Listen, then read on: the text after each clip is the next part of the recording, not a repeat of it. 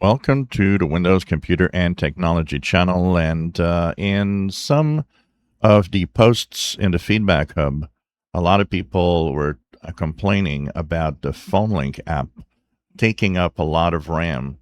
And so I've been actually looking at my PhoneLink app as it's running in the Task Manager.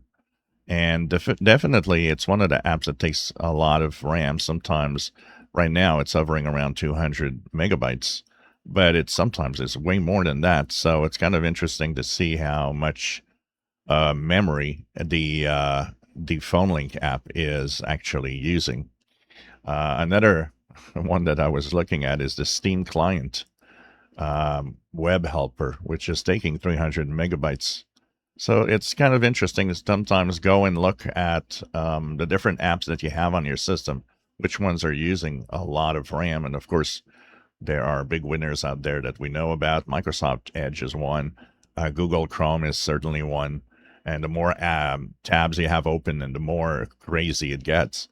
So sometimes you can look at different things and see how much RAM to use, and do you really need that app or not? And of course, you can force shut down some apps sometimes that take too much RAM.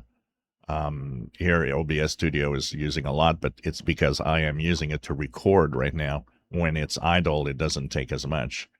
But it's definitely something interesting to look at. So you go to your Task Manager, and in the processes, you click on the memory tab so that it actually puts the apps that use the most, or the processes that use the most memory on top.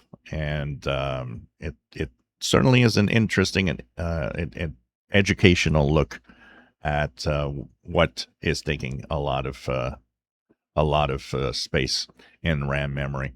And to come back to the PhoneLink, a lot of people have been noticing that sometimes it can actually go up to 6, 7, or 800 megabytes, even when idle, like not being used at all.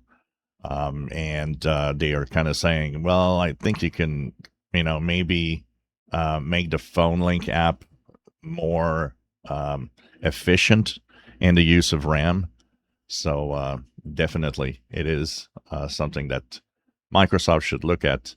Especially there's supposed to be the PhoneLink app is supposed to be overhauled, and the UI should kind of be refreshed.